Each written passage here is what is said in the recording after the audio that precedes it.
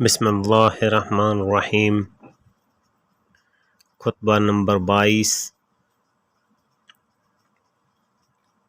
امام علی علیہ السلام فرماتے ہیں کہ معلوم ہونا چاہیے کہ شیطان نے اپنے گروہ کو بھڑکانا شروع کر دیا اور اپنی فوجیں فراہم کر لی ہیں تاکہ ظلم اپنی انتہا کی حد تک اور باطل اپنے مقام پر پلٹ آئے۔ خدا کی قسم انہوں نے مجھ پر کوئی سچا الزام نہیں لگایا اور نہ انہوں نے میرے اور اپنے درمیان انصاف برتا۔ وہ مجھ سے اس حق کا مطالبہ کرتے ہیں جسے خود ہی انہوں نے چھوڑ دیا اور اس خون کا عوض چاہتے ہیں جسے انہوں نے خود بہایا ہے۔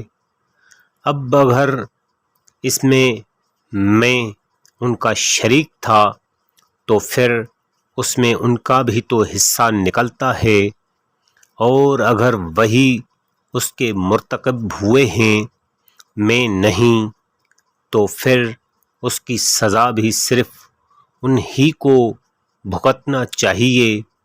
جو سب سے بڑی دلیل وہ میرے خلاف پیش کریں گے وہ انہی کے خلاف پڑے گی۔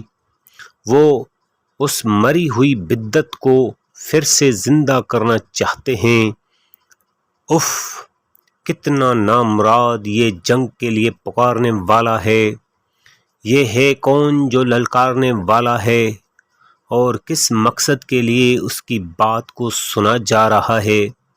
اور میں تو اس میں خوش ہوں کہ ان پر اللہ کی حجت تمام ہو چکی ہے اور ہر چیز اس کے علم میں ہے۔ اگر ان لوگوں نے اس سے انکار کیا تو میں تلوار کی باڑ ان کے سامنے رکھ دوں گا جو باطل سے شفا دینے اور حق کی نصرت کے لیے کافی ہے۔ حیرت ہے کہ وہ مجھے یہ پیغام بھیجتے ہیں کہ میں نیزہ زنی کے لیے میدان میں اتر آؤں اور تلواروں کی جنگ کے لیے جمنے پر تیار رہوں۔ رونے والیاں ان کی غم میں روئیں۔ میں تو ہمیشہ ایسا رہا ہوں کہ جنگ سے مجھے دھمکایا نہیں جا سکا اور شمشیر زنی سے خوف زدہ نہیں کیا جا سکا، اور میں اپنے پروردگار کی طرف سے یقین کے درجہ پر فائز ہوں اور اپنے دین کی حفاظت میں مجھے کوئی شک نہیں ہے۔ ہمارے چینل کو لائک کریں اور سبسکرائب کریں اور ساتھ ہی ساتھ بیل آئیکن پر کلک کریں۔ اس خطبہ کی مزید تفسیر کچھ یوں ہے کہ جب امیر المومنین علیہ السلام پر قتل عثمان کی تہمت لگائی گئی تو اس غلط الزام کی تردید میں یہ خطبہ ارشاد فرمایا، جس میں الزام رکھنے والوں کے متعلق فرماتے ہیں کہ یہ انتقام کی رٹ لگانے والے یہ تو کہہ نہیں سکتے کہ تنہا میں ہی قاتل ہوں اور اس میں کوئی اور شریک نہ تھا، اور نہ یہ کہہ کر سامنے کے واقعات کو جھٹلا سکتے ہیں کہ وہ خود اس سے بے تعلق تھے، تو پھر اس انتقام کے لیے مجھے ہی کیوں آگے دھر لیا گیا ہے؟ میرے ساتھ اپنے کو بھی شریک کریں، اور اگر میں اس سے بری الذمہ ہوں تو وہ خود اپنی برات ثابت نہیں کر سکتے، لہٰذا اس پاداش سے اپنے کو کیوں الگ کرتے ہیں؟ حقیقت امر یہ ہے کہ مجھے مورد الزام ٹھہرانے سے ان کا مقصد یہ ہے کہ میں ان سے وہی روش اختیار کروں جس کے یہ عادی رہ چکے ہیں، لیکن ان کو مجھ سے یہ توقع نہ رکھنا چاہیے کہ میں سابقہ دور کی بدعتوں کو پھر سے زندہ کروں۔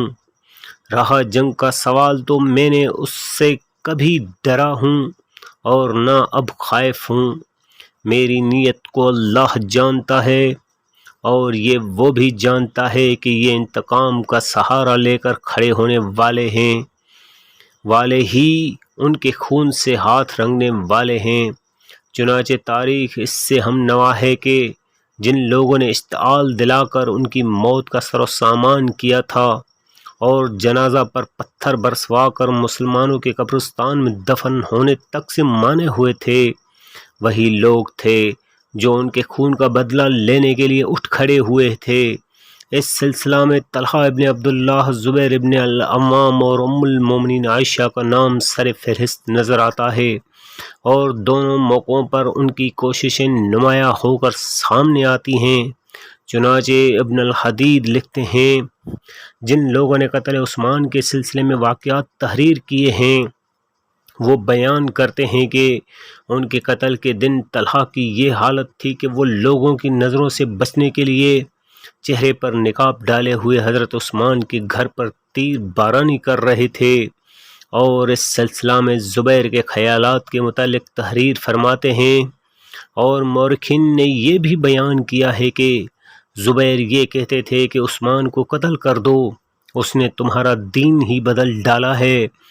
لوگوں نے کہا کہ آپ کا بیٹا تو ان کے دروازے پر کھڑا ہوا ان کی حفاظت کر رہا ہے۔ آپ نے کہا کہ خواہ میرا بیٹا ہی پہلے کام آ جائے مگر عثمان قتل کر دیا جائے، یہ تو کل پرل صراط پر مردار کی صورت میں پڑا ہوگا۔ اور ام المومنین کے متعلق ابن عبدر لکھتے ہیں کہ مغیرہ ابن شعبہ حضرت عائشہ کے پاس آیا تو آپ نے فرمایا، اے ابو عبداللہ، کاش تم جمل کے موقع پر میری حالت دیکھتے کہ کس طرح تیر میرے خوج کو چیرتے ہوئے نکل رہے تھے، یہاں تک کہ کچھ تو میرے جسم سے ٹکرا جاتے تھے۔ مغیرہ نے کہا کہ خدا کی قسم، میں تو یہ چاہتا تھا کہ ان میں سے ایک آدھا تیر آپ کا خاتمہ کر دیتا۔ آپ نے کہا کہ خدا تمہارا بھلا کرے، یہ کیسی بات کہہ رہے ہو؟ اس نے کہا کہ یہ اس لیے کہ حضرت عثمان کے خلاف جو آپ نے تقویٰ کی تھی اس کا کچھ تو کفارہ ہو جاتا۔ مزید معلومات کے لیے ملاحظہ کریں نہج البلاغہ، جس کے مؤلف ہیں محدث کبیر حضرت علامہ سید رضی شریف اور مترجم ہے قائد ملت جعفریہ حضرت علامہ مفتی جعفر حسین مرحوم۔